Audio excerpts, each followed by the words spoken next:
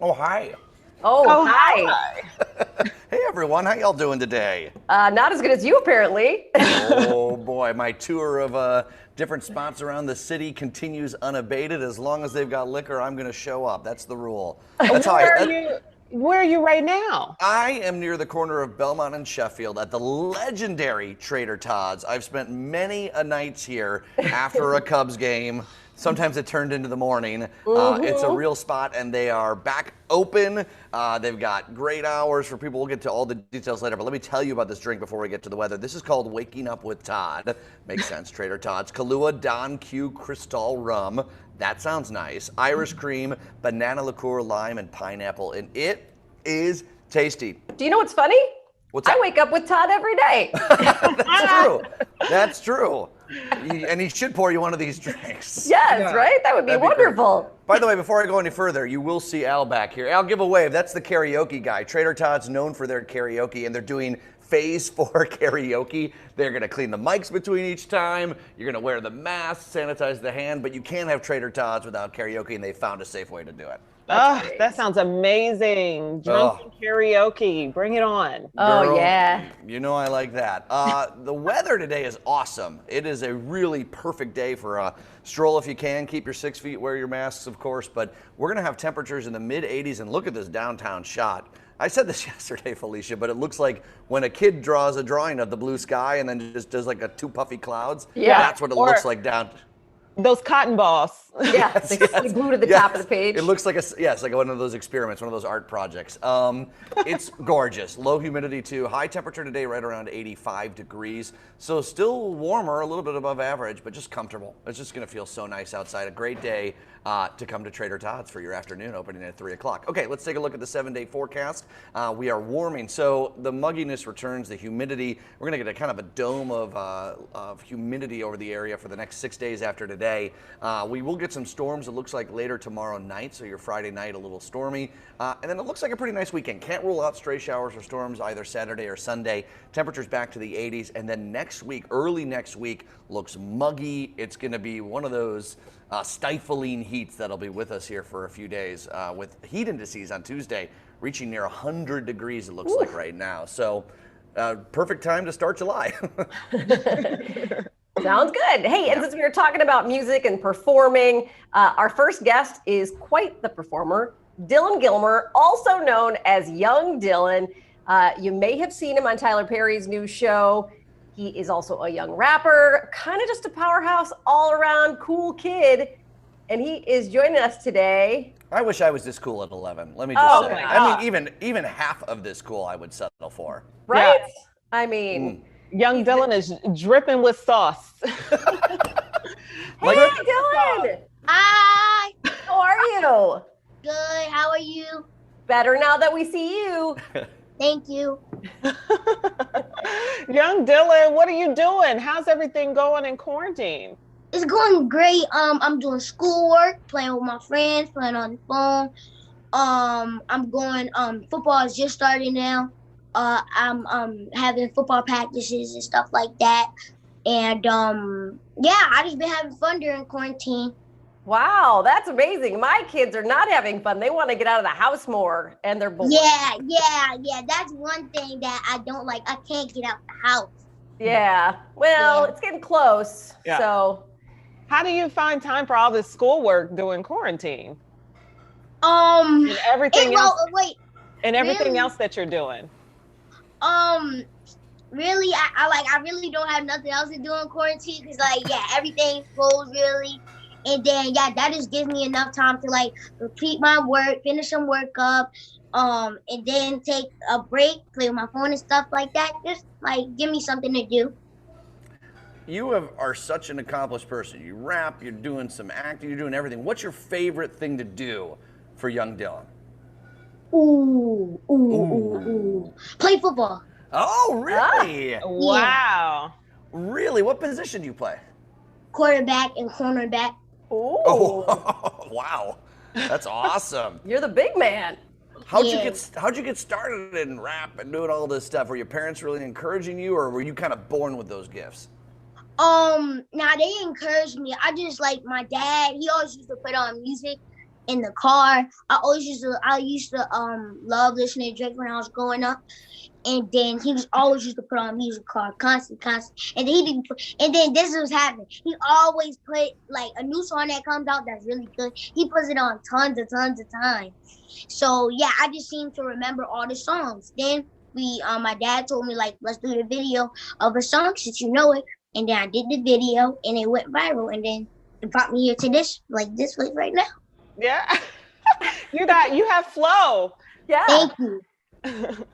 So, do you love this show? Do you like Tyler Perry's show, or is it fun?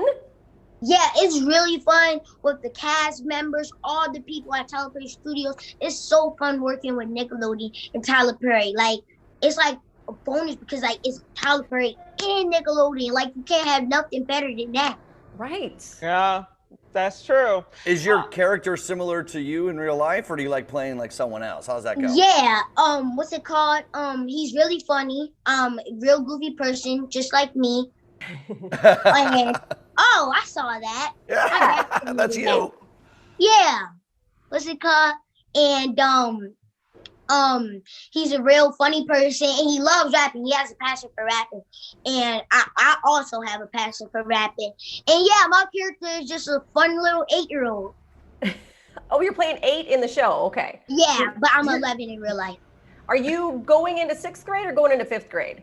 6th grade. 6th grade. Okay. Yeah. Oh, That's my goodness. awesome. So I saw on your Instagram page, your father had you rapping on Black Lives Matter, the street in DC. Can he talk to you about what's going on in the world? Do you feel like a responsibility to use your voice and your platform? Yeah, I feel like definitely because like I feel like I'm doing something good. Since I'm a young Black man, I just wanna like say that like I also am in here with all the people who are protesting. Like I went to a peaceful protest downtown in Annapolis, and I felt like I did something good. And I just want to bring good to the world, and that's why I did the rap for. And yeah, and I just really wanted to like it was just really fun to do. And I know what's happening. My dad told me like what's going on. I'm seeing all this stuff on social media, and it's just crazy. So Yeah. I gotta know, you've been on the Ellen Show. You've done the NBA All-Star Weekend. Have you ever been nervous for any of that stuff? Definitely, like the first year I was with Ellen, the first time I went on Ellen, I was very nervous. Like I was 7, but like I was nervous. And then yeah, like I did the performance, I felt good. Then I started going on Ellen a couple of times more. Then she started inviting me to like cool places. That was really fun. And I was so happy. And then yeah, she took me to NBA All-Star, Billboard Awards. It was so fun. I just thank God, Ellen, for all of that. That's so cool. Like when you perform on stage, do you get nervous, or is that kind of like your thing? So it doesn't really make you as jittery? When I perform, I'm used to it now because like I'm like performing. I perform in front of a lot of people down at NBA All-Star. I perform in front of a lot of people. But even when I get in a little crowd, I still get nervous freestyling or something like that. But yeah, it doesn't wait. After I just start rapping, I get in use of it and I start getting my comfort zone and I just start going crazy. I gotta say, you are living the dream and your dreams right now. I want to know, what else do you dream about? What else do you want to do and be? I dream about getting education, playing football, acting, rapping, of course, just living my best life. That's awesome. Are you going to do all of this when you get older? Because that's a lot of stuff to try to tackle. I'm gonna try to fit that in. If I can, I'm gonna do it. I'm gonna definitely try to do that. I have no doubt you can do it. Okay, so I got to tell you, young Dylan, we get a lot of people on the show, and then we're like, I don't want to put them on the spot, right? Because I don't want to make them think that they're embarrassed if they can't do it. But I'm always like, musicians got to bring it. So, young Dylan, you got something for us? Can you spin us something here? Yeah. Oh yeah. All right, ready? Yeah. movie star, finish my opponents like Johnny Cage. I ain't take no days off since like '08. No way. '09, a year of my great escape. Mama made a wish, pouring candles on a gold cake. Hip hop, baby, got me digging in them old crates. Every bar fabulous. I just made a soul tape. Don't wait. Please don't miss it. It's a vibe. It's a lie. If you battling your man, this a tie. I'm dripping fly, but those pictures lie. You ain't got it. You ain't started from the bottom. Turn nothing in the product. Went from Ellen to a show. Wrote by Tyler, every line gasoline. I'm about to start a fire. You That are was on awesome. fire. Yes. Hey, for the next music video, I'm trying to be a video girl. I'm trying to get in Got the you. video. I got you. I feel Now, like- don't just say that, because other people tell Felicia that, but she really wants in. So Yeah. Really? yeah. Okay. Yeah, just give me those digits and I got you. You're getting the digits already. Hey, Yeah. Krista, our social media person, that was a meme right there. So let's go ahead and snag that. Give me them digits and I got you. Hey, Dylan, have you ever been to Chicago? Oh yeah, I did for like a Nike commercial. I did. I'm starting to forget all the places I went to. Oh my gosh. Man. I know, you're a busy guy. Yeah. You are just dripping with confidence. I feel like you're inspiring me just because you're so confident Thank in you. who you are and what you do and what you have to offer the world. Where does that come from? It's just me. I'm a happy person. But like over these years, I grew and just be in front of like all these people gave me like confidence, like I'm doing something good, and it just felt like I was like meant for this. And then like I was like, you still gotta be humble, but like also be confident and stuff like that. So yeah, I just take that all in, and yeah. Were you Mm. ever shy when you were little? Because I got a 10-year-old boy who doesn't even want to like come into my Zoom calls. When I was a baby, I was real shy. I always wanted to stay by my mother. Yeah. Yeah.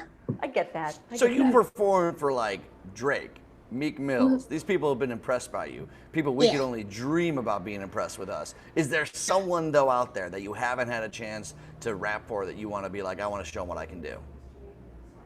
Ooh. Ooh. Ooh.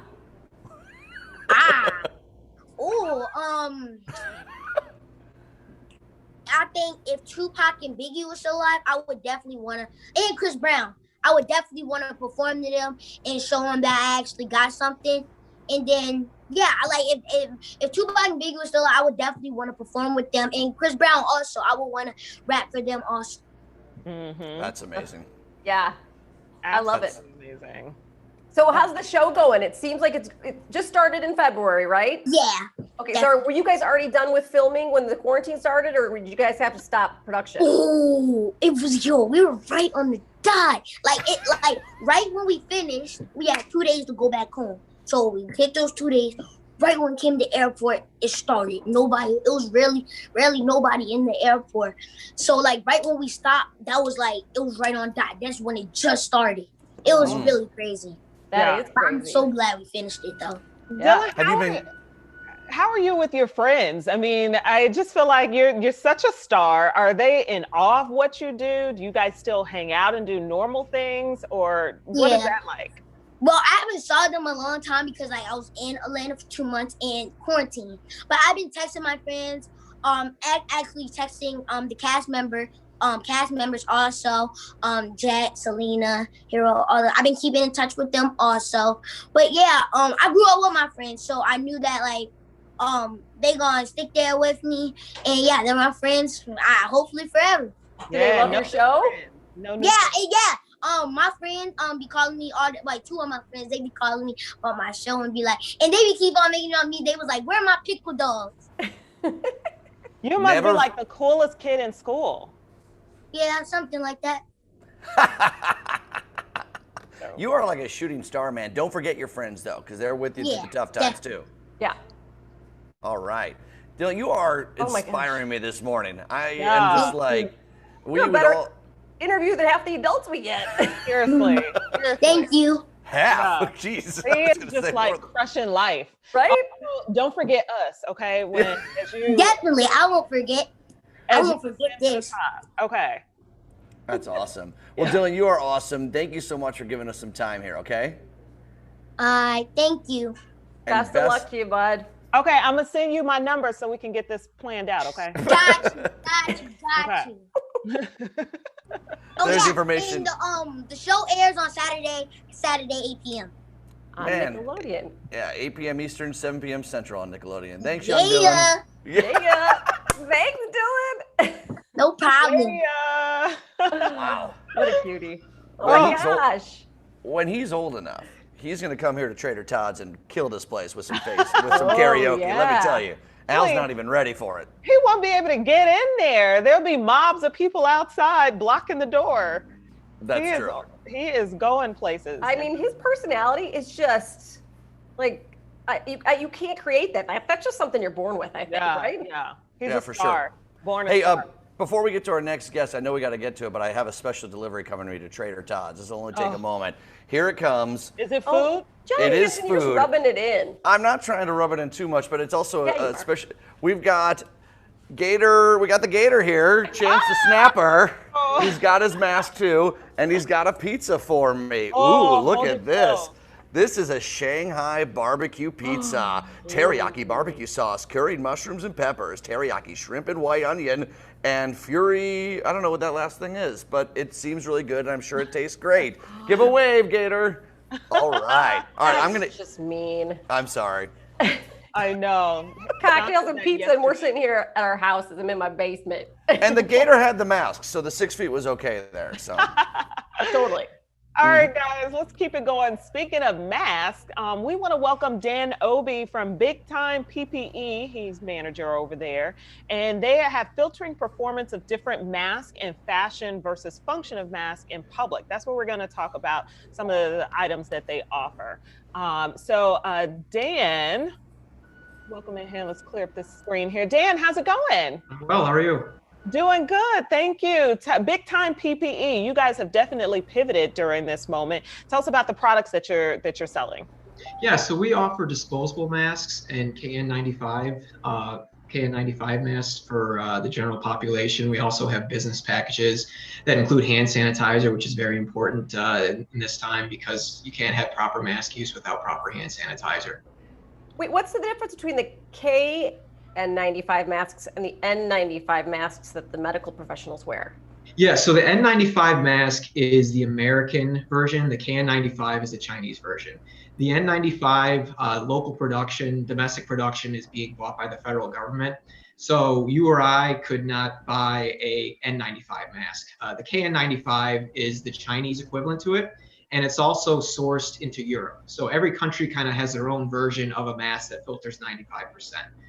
The KN95 is clinically tested to meet European Union standard FFP2, which is at least 94% filtration. And because of the production capabilities in China and Europe's easing as far as their need for respirators right now, we're able to import them and sell them to consumers. one of the most overused but probably most important words during all this is pivoting. And your story in creating this is incredible. Walk us through what you were doing and how you pivoted to this. So we've been a sports memorabilia company for 20 years now.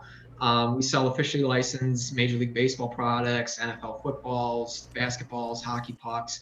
And with the shutdown, one of our parent companies that owns our football manufacturer, they reached out to us, and they also own FDA certified factories.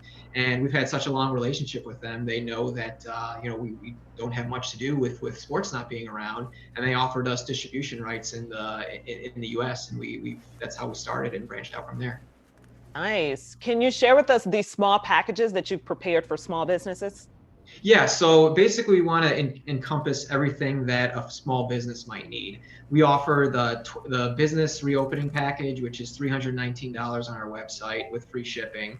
And it's 12 bottles of 8-ounce hand sanitizer. Now you can put one of these at your desk, at the front desk, around the office, just anywhere where someone passing by might be able to pump that into their hands and wipe it on just for proper sanitation use. It also comes with 50 disposable masks, which are the blue masks that I'm sure a lot of people have seen. They're clinically tested for 80% filtration performance. So they're actually a very, very, very popular mask and a very productive mask as far as filtering out the coronavirus. Those would be used for any type of visitor. Just give it to them and they can dispose of it when they're done. And then the KN95, which we sell and we covered, filters 94%. So that would be for your employees and when if they need to get close to each other, they can be protected. And you're saying that people should be wearing these filter masks, not just the cloth masks that a lot of us have picked up. Yeah, unfortunately, there's a lot of misconceptions out there, and understandably so, because PPE, 4 months ago, no one really knew what that acronym meant, and now you can't go to the grocery store without wearing a mask. So the problem with the cloth and fabric masks is that a pretty pattern or your favorite sports team logo can't protect you against coronavirus. And you have these manufacturers that are popping up that are using materials that are not really meant to filter out viral particles. Clinical tests on our website that I've referenced on our website from Cambridge University and the Library of Medicine, and one other study from a British medical journal shows that they only filter about 40 to 50% of airborne particles, whereas the KN95 filters about 95%. And I have one here that I can show you, and this is the second large issue. Oh, good. These are adjustable. So Nice. it can actually fit nicely, but this is a cloth mask. I'll put this on. So it's tight, but the problem is you can see I can put 2 fingers through here, and that's air that is not even being filtered through this poor fabric. Now with the KN95, it has a bar that's adjustable right here. I can put this on. Oh, wow. Form around my face, and I can't get anywhere in there. I hear a lot of people that haven't worn these are concerned about, well, can I breathe in them? Do they all, how's my oxygen levels? And my beach volleyball league started up last month, and I've worn these every single time I've played.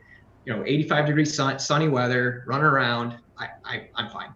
No problems hyperventilating or being able to breathe or anything like that.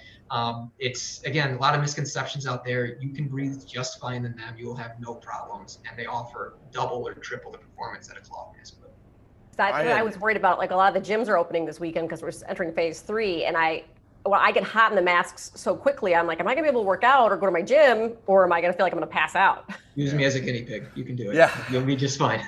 Look, masks became somehow a political issue. I don't know how, but I guarantee within the next 2 or 3 weeks, nearly every single state in the country is going to have some uniform decisions, especially with what we're seeing here in recent spikes of COVID. It's not going away anytime soon, and a company like yours that's able to provide, especially in a nice package for businesses, makes it easy for them to consume and be able to reopen up in the way they can.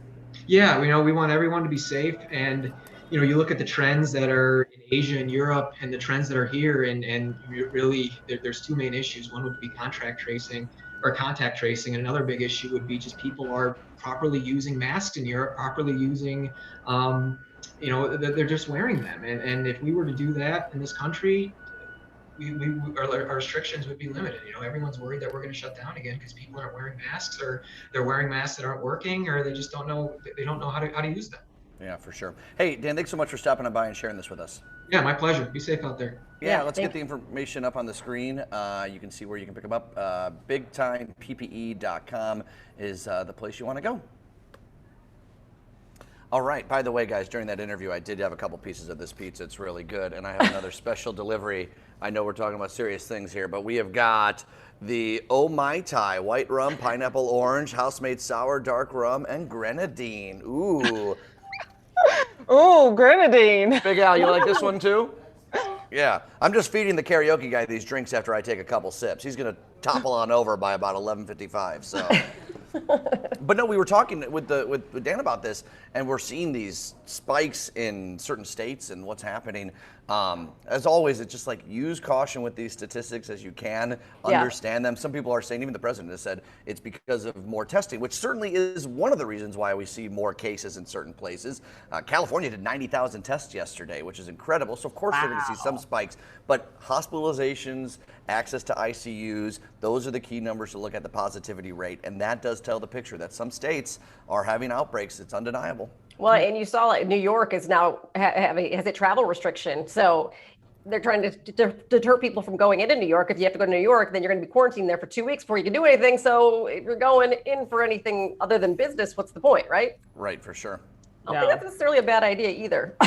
Yeah, it's interesting. We sort of touched on it yesterday, the idea of a state limiting. I think there's always been kind of this general, hey, don't travel. If you do quarantine, self-quarantine for 14 days. Whereas places like Hawaii were arresting people leaving their hotel rooms, and they were a lot more enforcement of that. So it'll be interesting as these governors who have relationships with governors all across other states. And obviously we want, in theory, the business. I mean, like it's going to be this tug of war between the tourism dollars that we want, but also recognizing that human lives at the end of the day, of course, are the most important thing. So I've always wondered though is why they aren't making it a law that face coverings are required or some sort of. I mean, because I know like the stores require, right? Like usually places that you go into, but you would just think that that would be the next step instead of giving people the option. Like you should, but because they've politicized this. I mean, it's already gone too far, and now they're saying, oh, I don't want to infringe on your rights and your amendment rights and all that stuff. And it's like, yeah, but we see how important the laws can be, because in the states that didn't put those laws in place to protect the people, well, they're now seeing surges. So, right. I mean, you still need that to kind of set the standard, even if 100% of the people aren't following those laws, those rules, those ordinances, you still need that help. John, what's going on over there? I put a bandana on. This is how easy it is. How hard is that? That's so simple. Another mask, got a cubby mask. Obviously, it's not the mask that we were talking about earlier. There's different uses for each one. But walking around outside, this will do the trick. It helps out. So I got two fun glittery ones. Yeah. So they're girly. Actually, the reason I put this on, do you want me to show you really quickly a quick tour of Trader Todd's, by the way? Yeah, are you just making a mess or you're trying to catch the food so you don't ruin your shirt? This is because pizza got all over, so yeah. I just want to see more food. Yeah. Oh, well, we're going to get some later on. I just really quickly, if we do have time, I just I've never been to this spot. Oh my gosh, it's so great. Hold on, let me unplug here. This is really great television here. Hey, at least you got hair on top of your head. Yeah, exactly. We got karaoke. Again, the rules for Phase 4 karaoke. What's your favorite karaoke song, Al? Don't Stop Believing. Don't Stop Believing. Yes. I like that. Oh, that's As a we good look to one. it's like if you want sports memorabilia, you got it here. And they got like a kayak. I don't know why, but a fish is eating it. So that's cool. A little shark attack from a kayak. I mean, you got a nautical theme. You got the General Manager. How you doing, sir? Oh, are you losing me? Yeah. It was breaking up a little bit. Okay, I'll go back. All right, I'll go back. You're losing me. I'm coming. But we saw the gist of it. That's a cool spot. I've never been there. Yeah. We'll do the full tour maybe later on. Yeah. So there was this, we talked about this article that we saw with one artist, like you have to pick one song from each of these major artists, and it had people like Rihanna and Lady Gaga and Beyonce, and obviously those are major musicians that you can't just pick one. Right. I had trouble with that. I was looking at it. It's hard. It's hard to pick on, but I went through them and I will say like 90% of them I was spot on which people would pick. So Really? yeah. I wasn't. Different songs stand out to you for different reasons. Oh yeah, for sure. I mean, that's the thing. That's what's so hard about picking one. But I love that challenge, right? Because so many artists have come up with so many different ones. That's the fun of it. By the way, my favorite karaoke song is Billy Joel, Piano Man. You all know that though. Oh, I like Pat Benatar, Love is a Battlefield. Oh, guys. Amy, that is a good one. I don't hear that one too often. Love is a Battlefield. It's fun to get into. Yeah, it's got really a fun driving one to get beat. into. It builds, and then you got that yelling part. Ooh. It's in the 90s, all the 90s movies. Is it? Is that from the 90s or 80s? I can't remember. 80s. It's got to be. 80s. Pat Like Benatar, 80s, that's but 80s. Yeah. It's 80s, but they Boy, put a lot of songs. Yeah, Oh, Good songs. I wish you could be singing for us, John, but I don't want to break any rules. right. Trust me, at noon, after a couple more of these, I'm going to be here till the 2 o'clock show drinking. Y'all better hope I show up for 2 o'clock. Oh, boy. All right, let's change gears here a little bit. It is obviously Pride Month. We've been covering it all weekend. And obviously, Pride important to Chicago. We've been doing Pride parades here for years and years. But what's sort of popped up recently are even some of the more conservative suburbs where you'd expect not to see Pride parades, Pride celebrations happening. It's been a really great thing. And joining us right now is Jacob. Jacob, when I say your last name right, is it Knight? I want to make sure I get it right. Oh, you're so close. It's Kniep. Oh, you're so kind. we I were wasn't guessing close. before. I wasn't close at all. But you moved to Wheaton a couple years ago and have helped out with Wheaton Pride. Tell us about how you got started with this. So a couple months ago, I started an organization called Outspoken Leaders, which is just an LGBTQ plus youth and young adult support group. And with COVID going on, we weren't really able to meet in person anymore. So I decided to, do something with my time. And I reached out to different businesses here in Wheaton, a super conservative town. I reached out to them and I was like, look, I'm trying to do this thing. I want to kind of get a coalition of different businesses here in Wheaton that, are open and affirming to the LGBT community. And one thing led to another. I literally thought that we were going to get maybe 10, maybe 11 businesses signed up. We've got 47 as of 3 days ago. Wow. Oh my goodness. That's amazing. What kind of need did you see in the community to start an organization like this and to reach out? So I don't know if you know much about Wheaton, but Wheaton College is right here in the community. It's a big heavy hitter in our community. And Wheaton College is a very Christian, very conservative college. In fact, last Monday when the Supreme Court ruled that, people cannot be fired for being LGBTQ plus anymore, Franklin Graham, the son of Billy Graham, who is the biggest funder of Wheaton College, came out and said, I reserve the right to fire anybody who is gay if I want to or not. Oh. So even those little things are still hurtful to the community. So these kids growing up here know that that's happening. And I wanted to be there to make sure that they knew, there's still safe places for them in the community. I mean, being a kid is tough enough, than being a kid who comes out too. I mean, having that support has got to be so huge for young people as they're just starting out on this path and trying to navigate it. Right, exactly. And I actually started because one of my clients came out to me as non-binary. And, I went into dad mode. They were telling me about all their, extracurricular activities. And I was like, just be safe. There's different things that you're doing that maybe you shouldn't be doing as a 15-year-old. And their first thought was, please don't tell my mom. I don't want her to kick me out of the house. And that's kind of why I started the parent organization. I grew up in DuPage County, so I'm pretty familiar with the politics of the area. I wanted to ask, you did have a lot more businesses sign up than you wanted. Do you think more people are with the LGBT cause, the pride cause? Maybe they're a little afraid to come out in support of it because they're afraid of what their neighbors may see? Or do you think that there still is a lot of people that are against it in those communities?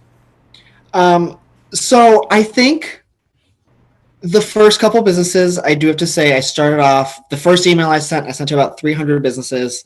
I maybe started off with 5 people. And then, I took a picture with the stickers of the first 5 businesses and it took off. Like it caught a lot of momentum on Facebook and people are like, wait, I want to sign up. I want to sign up. I want to sign up, which is great. Like, I love that. However, on the flip side, I met with a restaurateur down here in Wheaton who sat there for 2 hours pretty much saying, why can't I have a Christian pride? And why do I have to put up a rainbow flag on our storefront? And I mean, I try to see both sides, but at one point he even said, if 2 gay men can marry each other, why can't I marry my sister? And I was just like, well, that's not the point. So I still think that there's not necessarily, I don't think it comes from a place of hate out here.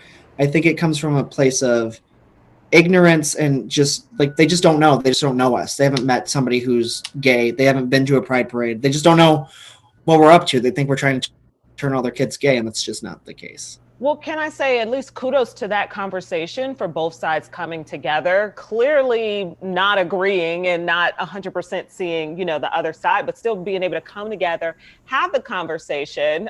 It didn't 100% end in understanding, but still that conversation was had. That's important. And that's always been the goal for Outspoken Leaders. Being in this super Christian community, I'd love to bridge that gap. Like, I think that there's this misunderstanding that, if you're gay, you can't be Christian and vice versa. I'd like to, bridge that gap, especially for these young kids who are growing up in these churches and be like, look, like, here are safe, affirming churches, and here's what you need to know about the Bible, and this is what the Bible actually says. So I think that conversation at least was the first step for what that looks like in the future. Were you surprised by some of the organizations who were quick to join with you, or did it make you a little skeptical at first? I'm still a little skeptical because right now we've got We have the wonderful Downtown Wheaton Association painting the windows. I'm still a little skeptical on what next month looks like because I really want to make this a coalition of businesses that, you know, are open and affirming year round. So I think next month will really be the big determination of how they actually feel about my community.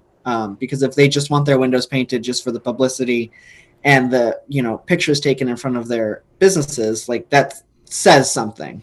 Yeah, that conversation you had with that pastor or the religious organization struck a chord with me. But I agree with Felicia about the idea of starting that conversation. Look, I think that we often want people, especially nowadays, to understand our side and buy into it in a day.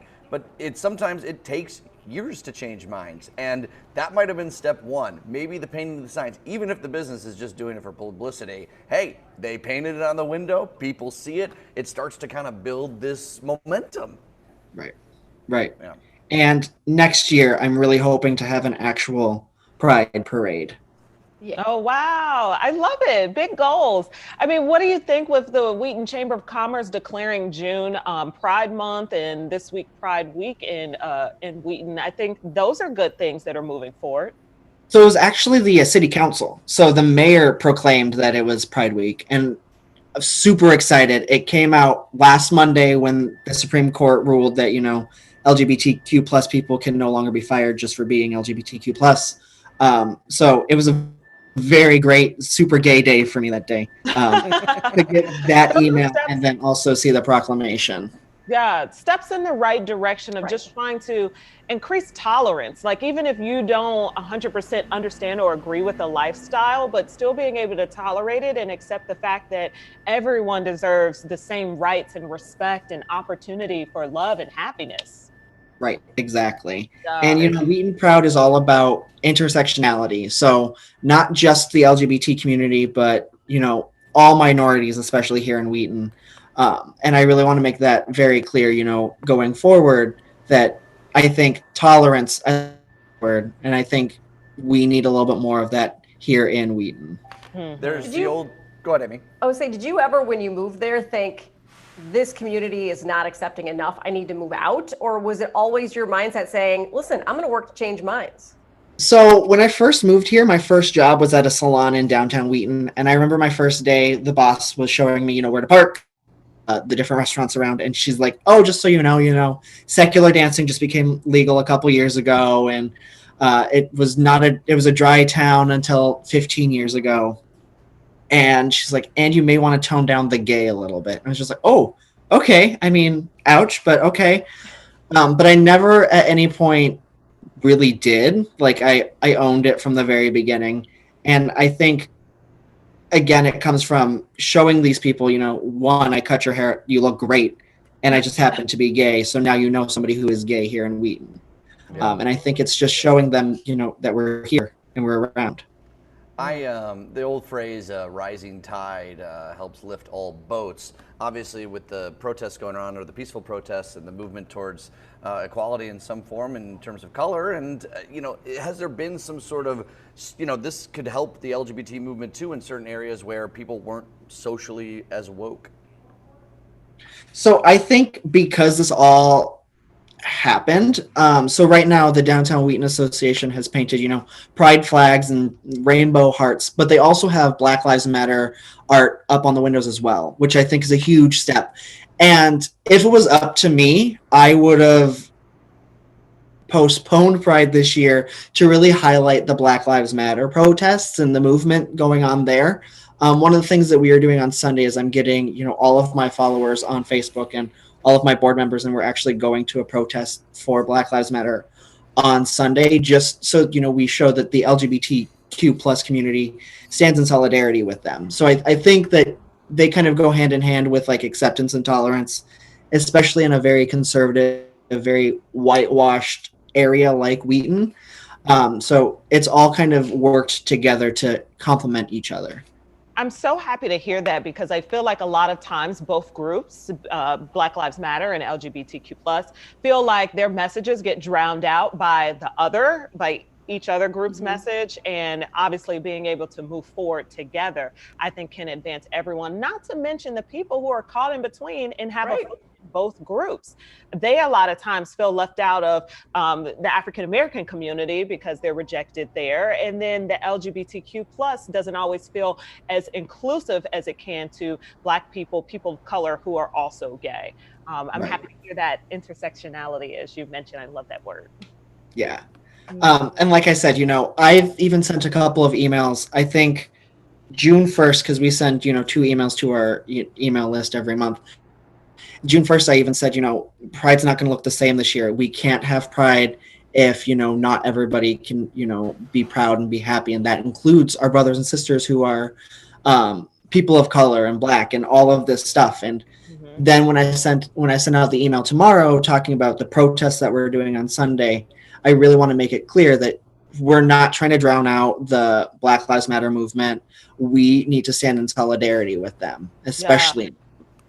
Yeah, that's leadership. Thank you. Yeah, for sure. Yeah.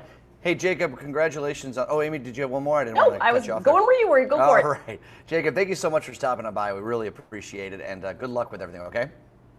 Hey, thank you so much. It was great. Thanks, Jacob. Thanks. Let's get the information up on there, Outspoken Leaders, and there you can follow them on Facebook, and hopefully not only Wheaton, but it'll continue to spread to other communities all over our suburban area. And then I just always, get frustrated because it's like, why do you feel like, okay, just because we're pushing this message that it has to dampen your message or your point of view, or just because we're pushing this and celebrating this doesn't mean that we can't also celebrate Christianity and conservatism. It's about tolerance for all communities and being inclusive. Amen to that. Yep. Hey, Chicago Food to Go is a show that airs on the weekends, and it features places around the area for takeout and for delivery, and it's an awesome show. First of all, it's great to show off the restaurants and your favorite meals because they are doing delivery, takeout, patios, and now limited seating as well. We feature all sorts of restaurants. I think we've featured over 200 already, and Trader Todd's where I am is going to be featured soon. And guys, I'm going to put my mask on because we got Chance delivering another pizza. Thank you, Chance. Yay, more hands. Let me put it here and tell you what it is. Thank you very much. I got to be careful around Chance. The Brooklyn Zoo got some animals infected, so I got to wear the mask even around a crocodile or an alligator. Sweet and spicy tomato sauce, Italian cheeses, and guess what? This is Spam on their pizza. Oh, yeah? Cool. Right. And everyone has like this negative thing about Spam. You cook it right or you throw it in a pizza, boom. It tastes yummy, and also has banana peppers on there too. Hold on, I got another pizza here still left over. Can you box this one up for me? Yeah, me and Enrique gonna play with that one a little later on. Your face like that, John. Yeah, send it over to us, John. You can share. Yeah, it's in the mail. Don't worry about that. The Spam thing scares me, but I'll try anything once. Yeah, that pizza looks darn good. Yeah, I'll try this one a couple times. Ooh, it's got a little kick to it too, which I always like and appreciate. Okay. Banana peppers. So, the weather is really great as well. You keep talking, you can't eat. I know. Here, have this drink, Amy. Sunny skies, as you see downtown. Oh, and look at that. This is a perfect segue from the conversation we just had. Look at the pride flag on the museum campus right there below the Chicago flag. Not much in the way of wind today, just comfortable. Really, dew points are low. Really nice out there. Sunny skies, a little warm. It'll get us to about 85 degrees or so, but again, when it feels this nice out, you can't complain about that. That changes. We warm up, we get the humidity. It starts tomorrow. We get some storms in the afternoon because of the instability in the atmosphere. And tomorrow's storms could be strong at some point. You still got to wait on the timing of these, but they will impact your Friday night plans. Saturday and Sunday look mostly dry. Can't rule out a stray shower or storm coming through the area. The mugginess, the humidity is still there, and it ramps up even more into next week. It'll kind of feel like our first, that real stifling walk out the door heat Monday and Tuesday with scattered storms as well, especially Tuesday. Heated to seas up into the upper 90s. Okay. It's gonna be sticky. Right. Well, brace for it, John. Thank you so much. I'm braced. You guys, my heart is beating a little faster. I know. I can't wait. Oh, man. Okay. You guys, we have to introduce Brian McKnight. Bring him in immediately. I mean, I feel like there's nothing else to say, guys. It's Brian McKnight. I'm so excited.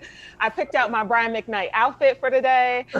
Brian McKnight makeup. Makeup, yeah. Yes, you do look very nice today, Felicia. I will say that. Thank you. Thank you. Brian, she's not normally this put together. She did it Now, for you. now wait a minute, okay? Now wait a minute, okay? Y'all not gonna do me like this. Brian, thank you for being here. Oh, you're welcome. Thank you for having me. Yes, this is so exciting. Where to start? So you have new music coming out. We can get that in a second. I've, of course, Instagram stalked you. You are newlywed. Congratulations with that. Thank you. I mean, we're going on 3 years now, but every day is like a honeymoon. So yes, we are new. Okay. Okay. Wonderful. Oh, look at that. I have just seen so many pictures of you and your love. That's so cute. You seem really in love. I am. That's good. Yeah, it's good when you get married to somebody you love, right? Yeah. You said that you never knew love until you met your wife. That I thought that was shocking. What changed or what was different? Because you imagine Brian McKnight, right? R&B singer, you know, the master of love. Yeah, but see, even back then, I never said that I was. I really am a product of every song that I've ever heard. So earlier in my career, I could emulate those songs. I could try to imitate them, but I didn't have anyone to write about. I never liked anybody. I never wanted to be, it was cooler to be, you know, you look at James Bond had all the women. That's what society wants you to be. You look at Al Bundy, nobody wants to be Al Bundy. You think that Al Bundy's the guy who is being controlled by a woman. Yeah. But when I met Leilani, my heart started beating and I'm like, what is this? What? I don't have a heart. I'm a robot. What is this? Wow. I'm watching a commercial and there's a dog and it's doing something and this wet stuff started coming out of my eyes. I'm like, what is this? I was finally alive. She walked into my life and I knew at that moment that if I was going to try to be with her, that I had to kill the old Brian. Wow. I had to. And it was easy to do. It was not hard to do that because, I mean, we could just talk about Leilani the entire interview and I have no problem with that. She is the greatest everything that was ever invented by anyone. There aren't two of them. There's only one. So I'm sorry, fellas. I got the only one. You got to find your own Leilani. But so how did she, and then you're, getting older, how has that affected your music? Well, every song I write and every song that I've written since we met has been about her and about our life. And she is inspiration personified. When I wrote my current single, Nobody, I was sitting with one of my guitars at the edge of the bed. She's just down the hall, blow drying her hair through the bathroom. And those words just came. So because I'm looking at her, it's just the way that it is. Yeah, the way it should be. But I gotta know, you've written so many great love songs before her. Right. Where did you find that? Or were you, I don't want to say faking it, or were you projecting what you thought love was when you were writing that music? I was faking it, exactly like you said. Wow. Once you do this enough and you've heard enough love songs, there's no lyric I can write that hasn't necessarily been written. I can twist it around and make it my own. If I listen to Stevie Wonder's Overjoyed, it's saying everything you want to say. Mm-hmm. Now I just have to try to say it that way, but I'm physically making a decision to say it. When I met Leilani, it just was said. I want to know, did you feel pressure though to be Brian McKnight? Like to be someone who's smooth and charismatic? Like what was it like meeting Leilani? Like did you feel that pressure to deliver that? No, I was nervous for the first time in my life. Wow. Funny because she told me that night that we went to dinner for the first time that she knew I was nervous. And I could sing in front of thousands of people and nothing. And I guess that's the persona that, you have to put forward, this R&B person who's confident and smooth and charismatic. No one will ever tell you that Brian McKnight had a confidence problem, but that night I did because I knew what I was dealing with was so out of my league that I wanted to do it right. I wanted to do it. I wanted to say the right thing. I wanted to be the right thing. And it was, it was tough because I knew that she didn't have to be there. She didn't even know who I was when we met. Really? How did you meet? We were at a fitness convention. I had invested in a fitness product, and she had taken a hiatus from her job. And she's from Maui, from Hawaii, and she had done a calendar for Hawaiian Tropic, and she was signing calendars that day. And the funny thing is that she didn't have to be there when she met me. She came back there just for some reason. Something told her, because she had something else she was going to do. She came back. She walked down that aisle that I was on, and man, I don't talk to God much, but that day I was like, God, if she just let her stop and talk to me. If I get a number, that's even better. I might even go back to church, or I might do something. I don't know. But please, Lord, just let her talk to me. And I'd never been that way about anything. That's amazing. That's amazing. What's Heck, interesting, bro, I'm at a karaoke bar broadcasting live, and we were talking before you came on with Al, who runs the show, about Back at One and how so many people sing that. I don't know if it makes the song even more profound knowing that you sang that without knowing what was going to come next, right? It makes the song even more deep. I've said this a million times. I was not this house we're in now, but the house I was in before. When they were building it, they were putting in the home theater, and there was a DVD manual that I was reading, and on the troubleshooting page it said, if there's a problem, do step 1, do step 2, do step 3, and if the problem persists, repeat steps 1, 2, and 3. I'm like, bingo, there's a song. Wow. Oh my gosh. Yeah. That is crazy. I always thought repeat steps 1, 2, 3 was just your cop out to get a rhyme so you can get to 4 then, but I didn't realize it was part of the DVD. That's amazing. Yeah. Funny part is that on Twitter, there's this one guy who it blows his mind, because he's like, how do I get to steps 4 and 5? And I keep repeating, how do I? And I keep trying to tell the guy that it's metaphoric, you idiot. It's not just the steps. That would be something I would worry about, true. I'd be like, wait, hold on, we're in a loop I'm now. telling you, for years, at least once or twice a year, he's like, I still don't get it. How do I get to the end? And I never respond to him, so it's just this loop of him going over it. Oh. Repeat steps 1 through 3 once, okay? Yeah. Then you go on. All right, there we go. Have you been asked to do these versus battles that are going on right now, and would you ever do it? I would do it, and I've answered this, earlier today. I don't think that it's necessarily a competition. No, I think it's not. It's a celebration of music. So if somebody wanted to do that with me, I think it would be great, because I don't think that people understand that we're not artists that are competing against one another. We love music too. Yeah. We love other people's music. We would love to say how much we love. When I see somebody whose music I like, I tell them. Or if I see an actor that I liked him in some movie that I saw, I'll tell them, dude, I loved you in this. I loved you in that. It's Who never. would you go up against, though? I I don't know who you would go up against. I don't know. You're incomparable, Right? Oh, thank you. I don't know who Thank you would go up against. I gotta ask, because you were talking about your wife and finding love with her. How do you compare that type of love to your kids? Because it's different. Like, you have love and you love your children, but it's a different kind. Yeah, I'm in love with my wife. I love our children. Mhm. There you go. That's the best way I can put that without and But can keeping you make music about keeping that? it PG. Thank you. It's different. It's different. It Have is, you yeah. have you missed the crowds? Have you missed being able to perform in front of them, or was it maybe a nice pause? It's both. So I know that my voice needed a rest after 25 years of doing shows every week, for all that period of time. But I do miss, being out on stage and hearing an immediate reaction to the songs that I've written and what they mean to people, because you can see it on their face. And I often tell people, I wish you could be, and you could see the crowd from my perspective, because every face is telling you how they feel about that particular song and how they feel about you.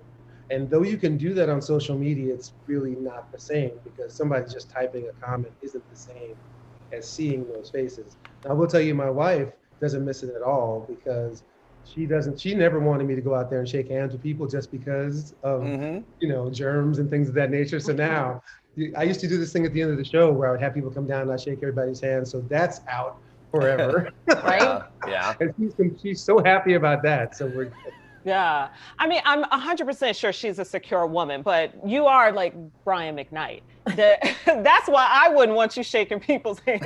But you said she didn't even realize who you were when she met you. So No, I mean, she knew like that or no? She knew who Brian McKnight was. She just didn't know that the guy in front of her. Oh, okay.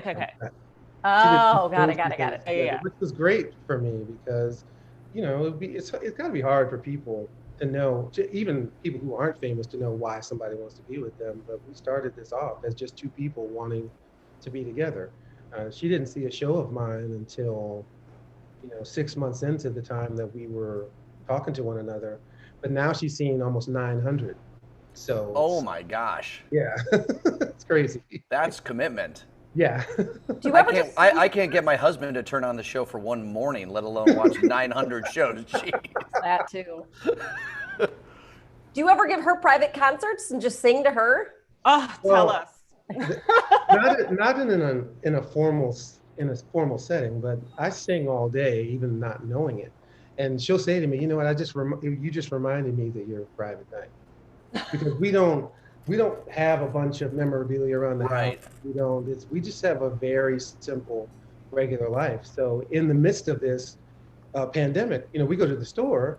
A woman stopped her car and jumped out at the grocery store, and someone's running at us. And my wife was like, "She's gonna shoot us.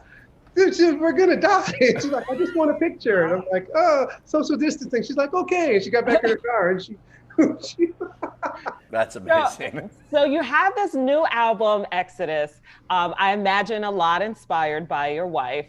What else can we hear? Where's this coming from? So yeah, it's another love letter to my wife. 11 of those songs are about us. Even one song called Hula Girl, which is, has her name in it and everything. And then there's two songs, one that I wrote when Kobe Bryant passed called Can't Say Goodbye. That was how I was trying to get my finger on the pulse of how everybody was feeling, because it's been rare when somebody famous has passed. When Michael passed, a lot of people were hurt about that. When Prince passed, even people were down. But when Kobe passed, worldwide, it's like unlike anything I've seen since. I was alive when Elvis passed. There was no social media, but it seemed that big at the time, and I just wanted to write something, knowing him and having been around him, that would hopefully help some folks out there. And then based on what was happening with, everything else that's going on in the world, I very rarely talk about how Sting has been an influence of mine, and I wanted to do something for him. So I covered his song Fragile, because I think that song really talks about how we are to one another. If we can all have empathy for one another and show that kind of love, then our civilization won't topple like civilizations of the past. And I think that's where we are right now, to have that kind of love for one another that we can endure. You're an artist, so I imagine that you're always writing and producing and doing music. How do you know when it's time to actually compile some of these songs together and put an album out? I'm sure you have hundreds, thousands maybe. Well, that's one of the reasons why this is the last one I'm going to do. I don't decide those things. The label says we need an album out by X, and then you take the songs you've already written and decide which ones of those are ready for a record, and then you finish it up, and then you sort of put it out. It's really there's a factory mentality that goes along with just about everything. You guys, it's your job. There's a group of people that get together and decide how you're going to do it, and you may have ideas, and then they either say those ideas are good or they don't. But it's not autonomous like you think. I'm not an artist that I'm putting out a record, and I put out a record. There's a whole process. So you're going to be independent now after this album? I'm going to be independent in the sense that, my wife goes on and she finds these quotes every day and finds some really good ones. I want to be defined by what makes me happy, not by what I do. And that's what we're going to do every day. We're going to get up and do whatever makes us happy. I think you've earned the right to do that. Oh, for sure. Yeah. Are you in the room where you create some of your music? I see guitars behind you. No. You just pick one up and strum and see what comes? Sometimes. So I have a guitar. I take one of them all over the house. I'm in my studio right now, so all the vocals that I did on the record, I did right here in this room. There's a mic right here. Oh, nice. Oh, cool. So, and behind me is the computer, the screens, everything, the piano. Yeah. Right underneath me. So, yeah. Yeah. Oh, I'm definitely saying Brian McKnight played me a song right there. Oh. Just note. That's going on the resume. Okay, we have to wrap it. I won't be able to sleep unless I ask. Your Instagram name, Brian McKnight 23. What's the 23 stand for? Just so you know, you're talking to Chicago.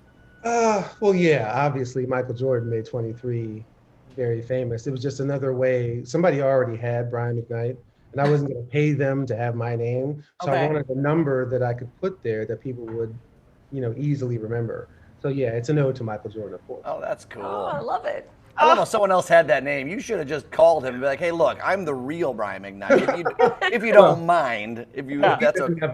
He doesn't have a check, so he can keep that thing. I just couldn't fathom the idea that I'm going to pay somebody to have my name. That's just that's crazy.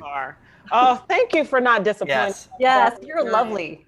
You are just a delight. Thank you so much. I appreciate it. And I won't show you the group text that the ladies are chatting on right now. So, we have a whole side conversation happening. Brian, really great chat. Always said we're respecting this union over here. We just said that we love the salt and pepper beer. Yeah. Oh, thank you. Again. Don't ever change. Thank my wife for that too, because she was like, don't ever change. Marry anybody, any guy with no facial hair. No. I wouldn't marry a guy without facial hair either. I've grown to love it too. So yeah. That's good. It works for you. Well, thank you, Brian. Thank Let's get you so the much. information up. Obviously, Exodus drops on Friday, and there's Brian McKnight 23. You see it right there, and I am pretty confident that one has the blue check mark he's looking for. Yes, it does. It does. Thanks, Brian. Thank you, guys.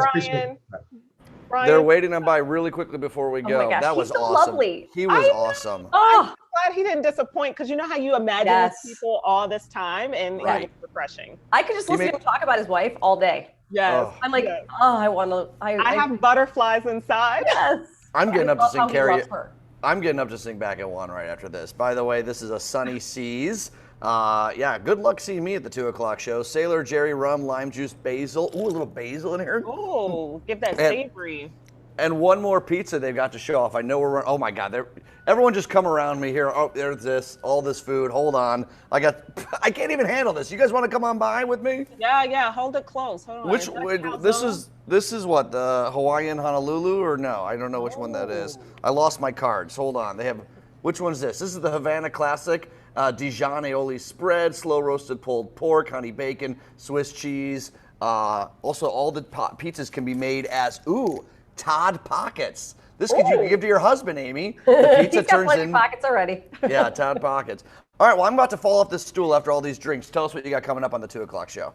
Yeah, we're going to be speaking to Tammy Ling, founder of Save the Girls, Jelani Memory, author of a kid's book about racism. So that'll be good to hear from that perspective and how to just kind of foster that conversation with your own kids. Yeah, we're also going to have two of our producers are going to join us talking about something I know very well, the struggles of working from home, especially when you got the little munchkins climbing all up your back.